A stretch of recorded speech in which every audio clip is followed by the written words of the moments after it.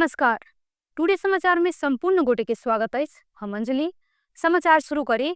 जनकपुर धाम स्थित एगो होटल में हत्या करने आरोप में एगोटे युवती पकड़ायल प्रसंग छ।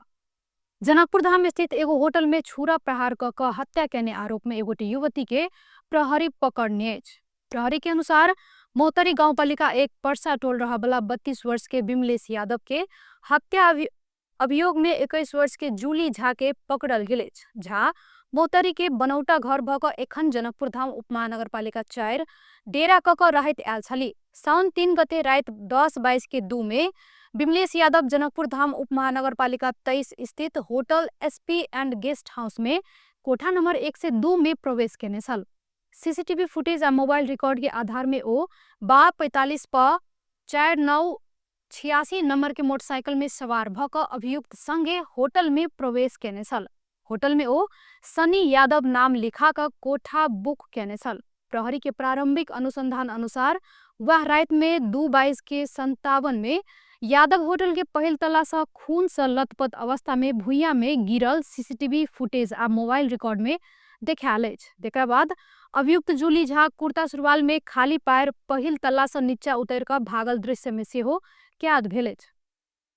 दुर्घटना बाद घटल 0 माइल प्रहरी टोली घायल अवस्था में यादव के प्रादेशिक अस्पताल जनकपुर धाम पुगौने छल, जहिठाम हुनका मृत घोषणा क देल गेल छल।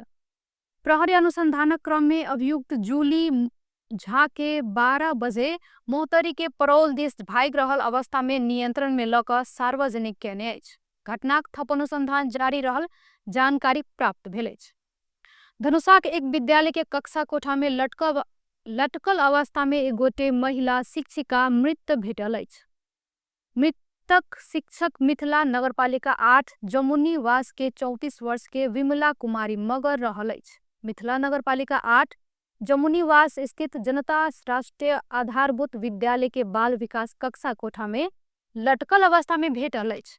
परिवारक अनुसार शिक्षिका मगर वह विद्यालय में बाल विकास कक्षा में पढ़बैत आयल छली। मृत भेटैला बाद घटना बारे अनुसंधान शुरू केने जिला प्रहरी कार्यालय धनुषा जानकारी देलक अछि। प्रहरी के प्रारंभिक अनुसंधान में मीटर ब्याजी जनकपुर धाम उपमहानगरपालिका 9 के 55 वर्षक राजकिशोर यादव संग मृतक मगर कर्जा लेने छली।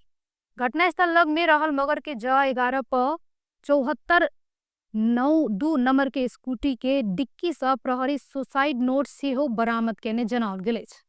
घटना में प्रत्यक्ष वा अप्रत्यक्ष रूप में मीटर ब्याजी यादव सेहो पकड़ैला से हुनका ऊपर सेहो मुद्दा चलाओल गेल धनुषा के प्रहरी प्रवक्ता डीएसपी वरुण बहादुर सिंह जानकारी देने सहित।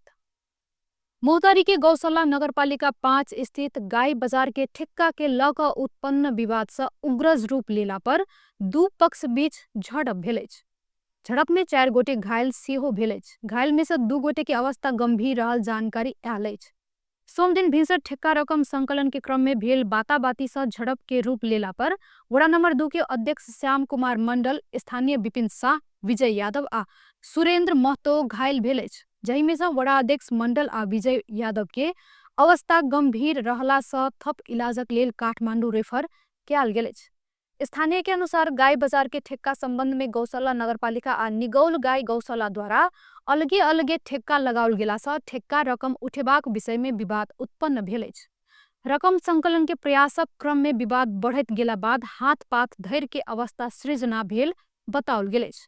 झड़प बाद स्थिति तनावपूर्ण बनला से सुरक्षाक लेल प्रहरी बल परिचालन कयल गेल छल। एखन बाजार के क्षेत्र में सुरक्षाकर्मी सबके बड़का उपस्थिति आ अवस्था सामान्य रहल जानकारी आयल अछि। पोखरा में कोरोना संक्रमण से एक गोटे महिला के मृत्यु भेल अछि। पोखरा के चरक अस्पताल में इलाज कराब रहल 70 वर्ष के एक गोटे महिला के कोरोना संक्रमण से मृत्यु भेल अछि। सांस लेवा में समस्या देखैला बाद अस्पताल भर्ना कयल गेल वह महिला के बीतल असार 25 गते कोरोना संक्रमण देखायल छल। हुनका हाई ब्लड प्रेशर आ चीनी रोग सेहो देखायल अस्पताल प्रशासन द्वारा जनाओल गेल अछि। गंडकी में एखन कोरोना संक्रमण के दर बढ़ लागल निर्देशनालय जनौलक अछि। एखन देश भर 8 गोटे संक्रमित इलाज कराब रहल अछि, जहि में से कास्की में 5 गोटे आ बांगलुंग में 2 आ स्यांगजा में 1 गोटे रहल जानकारी आयल अछि। नेकपा एमालेका अध्यक्ष केपी शर्मा ओली पार्टी विभाजन कर सकबाक तत्व सबसँ बैच क आगा बढ़ नेता कार्यकर्ता सबके आग्रह कयने छथि। सोमदिन से शुरू भेल केंद्रीय कमेटी बैसार के संबोधन करैत ओ पार्टी बाहर आ भीतर बहुते तत्व सब विभाजित कर जका लाग पड़ल कहैत एहि सँ बच आग्रह कयलनि। नितान्त पार्टी के आंतरिक विमर्श संग जुड़ क विमर्श करबाक आ पार्टी के वैचारिक हिसाब सँ गंतव्य स्पष्ट क पार्टी के आगा बढ़ाब जका लाग ओ कहलनि। साथे ओ एखन पार्टी रूपांतरण के समय भेल आ छोट मोट अंतर विरोध में नहीं फंस सेहो बतौलनि। ओली के कथन उद्धृत करैत प्रचार विभाग प्रमुख गौतम नेपाल राष्ट्रिय राजनीतिक कोना क आगा बढ़ल अछि, नेकपा एमाले कोना क निशाना बनि रहल अछि, नेकपा एमाले के विभाजित करय वाला तत्व कोना क लाइक पड़ल अछि, तेकरा सबके ध्यान में राखि क आगा बढ़ैत जेबाक बतौने छथि। नेकपा एमाले अध्यक्ष केपी शर्मा ओली पार्टी के कोनो प्रकार के मतभेद नहीं रहल बतौलनि। सोमदिन पार्टी केंद्रीय कार्यालय च्याल्स में शुरू भेल बैसार में ओली पूर्व राष्ट्रपति विद्यादेवी भण्डारी संग सेहो मतभेद नहीं रहल एमाले के प्रचार विभाग प्रमुख राजेन्द्र गौतम जानकारी देलनि। पूर्व राष्ट्रपति के आग्रह में कार्यालय में भेंट भेल आ हुनका संग खुलि क विमर्श सेहो भेल। हमरा सब बीच में कोनो मतभेद नहीं अछि, राजेन्द्र गौतम कहलनि। ओ हुनक पार्टी सदस्यता बारे में विवाद नहीं रहल आ एहि बारे केंद्रीय कमिटी द्वारा निर्णय कयल जायत सेहो जनौने छथि। हुनक अनुसार बैसार में ओली सदस्य सबके खुलि क विमर्श में भाग लेब आग्रह कयने छथि। ओली 1,39,000 पार्टी सदस्य थपैला सँ 2084 में एमाले के निर्णायक शक्ति बनाब परबाक बतौने छथि। पूर्व प्रधानमंत्री एवं नेकपा माओवादी केंद्र के अध्यक्ष पुष्पकमल दाहाल प्रचंड देश में आर्थिक समृद्धि के लक्ष्य हासिल कर नीतिगत आ समग्र राज्य के सोच के तरीका सुधार कर आवश्यक रहल बतौने छथि। सीएनआई नेपाल उद्योग परिसंघ के नवनिर्वाचित पदाधिकारी सब संग सोमदिन निजी निवास खुमलटार में भेंटघाट के क्रम में ओ एना बतौलनि। भेंटघाट के क्रम में अध्यक्ष प्रचंड देशक आर्थिक विकास में निजी क्षेत्र के योगदान महत्वपूर्ण रहल बतौलनि। ओ राज्य के माइंडसेट परिवर्तन क निजी क्षेत्र के सहज वातावरण में काज कर नीतिगत सुधार के आवश्यकता रहल जनौलनि। राज्य द्वारा दुख नहीं सहजीकरण करबाक मनोवृत्ति विकास कर जरूरी रहल हुनक कथन अछि।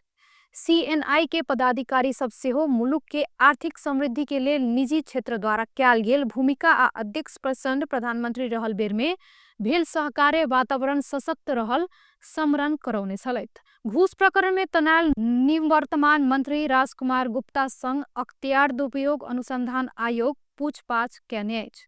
अनुसंधान अधिकृत के टोली घूस ऑडियो के बारे में गुप्ता संग पूछताछ करबाक साथे अनुसंधानक और किछ प्रक्रिया आगा बढ़ेबाक योजना बनौने अछि। हुनका आयोग में बुलाओल गेल आ पूछताछ के क्रम में हुनक आवाज सेहो नमूना लेल गेल अछि। नमूना के रूप में प्राप्त हो वाला ऑडियो के वास्तविकता परीक्षण कर संबंधित व्यक्ति के आवाज संग परीक्षण सेहो कयल जायत।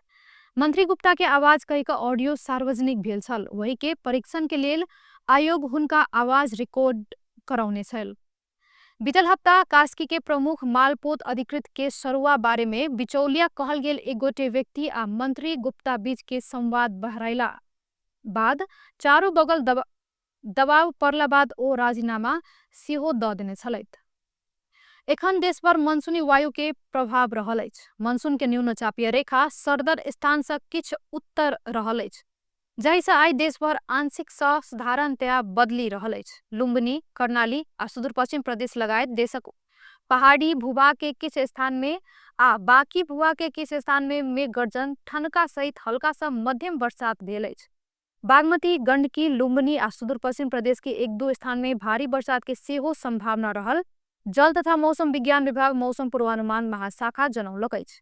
आई रात में कोसी, मधेश, बागमती, गंडकी आ लुम्बिनी प्रदेश लगायत देशक पहाड़ी भूभागक किछ स्थान में आ बाकी प्रदेश के किछ स्थान में मेघ गर्जन, ठनका सहित हल्का सा मध्यम बरसात के संभावना रहल जानकारी आयल अछि। टुडे समाचार में अब आर्थिक समाचार।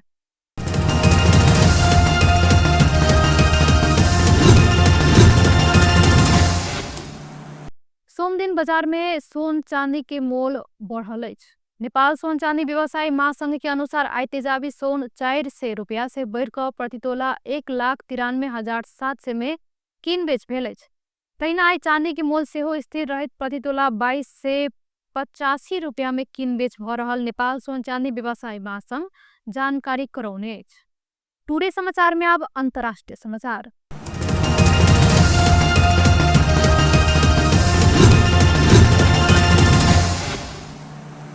गाजा में मानवीय सहायता लेबाक लेल उपस्थित भेल आदमी सब ऊपर इजरायली सेना द्वारा अंधाधुन गोली चलाओल गेल अछि।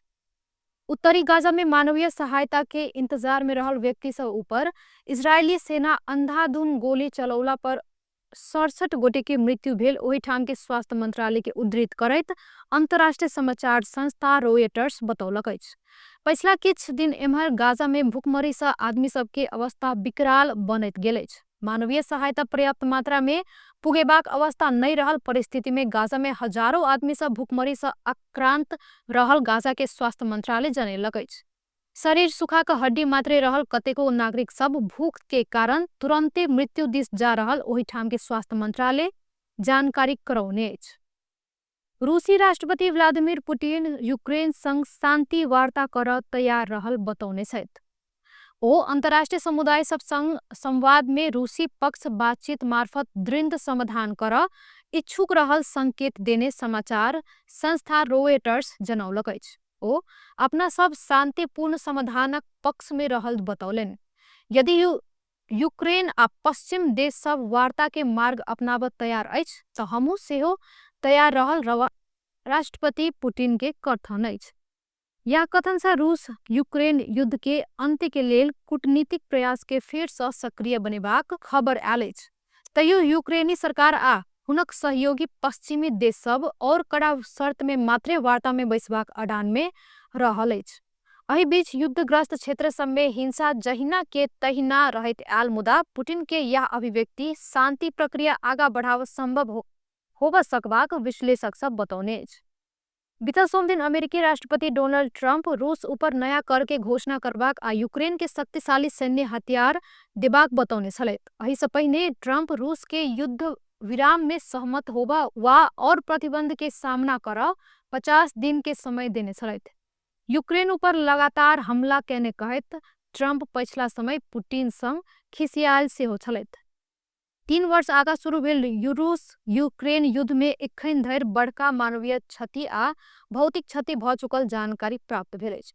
व्यस्त टुडे समाचार एखन के लेल एतबे। पुनः दोसर समाचार ल क उपस्थित हेबेटा करब। ता धरि के लेल देखैत रही टीवी टुडे जनकपुर।